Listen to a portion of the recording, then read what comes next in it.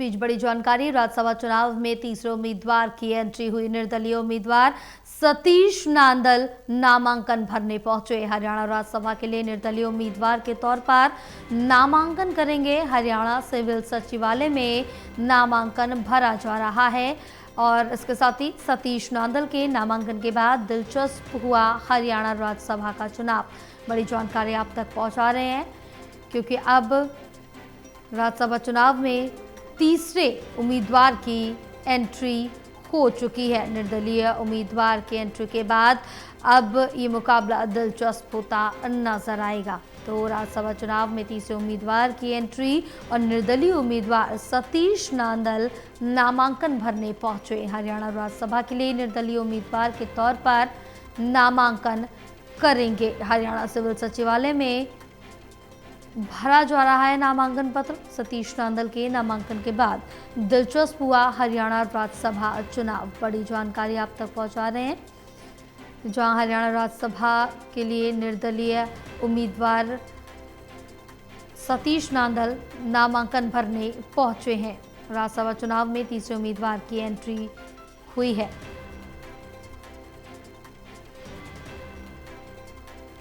और जानकारी लेंगे, हमारे साथ एसोसिएट एडिटर देवेंद्र कथुरिया जुड़े हुए।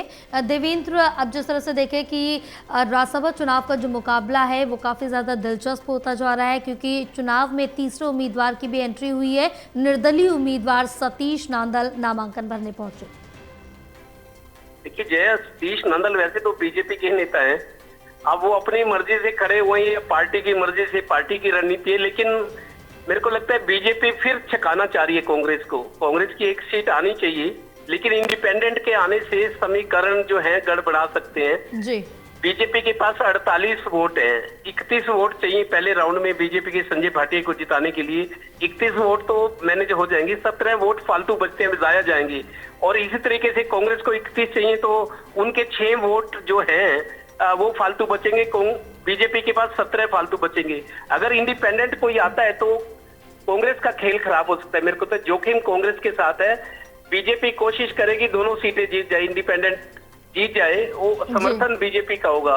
तो होता क्या है, लेकिन मुकाबला दिलचस्प हो गया है। मेरे को लगता है ये सारी रणनीति बीजेपी की अपनी है। बीजेपी के नेता इंडिपेंडेंट तौर पे आए, अगर अपनी मर्जी से वो आ रहे तो उस हिसाब से तो उनको पार्टी को उनको निष्कासित करना चाहिए, जैसे विधानसभा चुनाव में है कि पार्टी की खिलाफ जाके चुनाव लड़ रहे हैं पार्टी लाइन के। लेकिन वही है कि बीजेपी की ये प्लानिंग है, रणनीति है कि कांग्रेस को किसी तरीके से सीट ना जीतने दी जाए, और ऐसा अगर होता है तो ये पूरे देश के लिए इसका पॉलिटिकल मैसेज आएगा। जी अब बिल्कुल देवेंद्र, तमाम जानकारी साझा करने के लिए बहुत शुक्रिया आपका।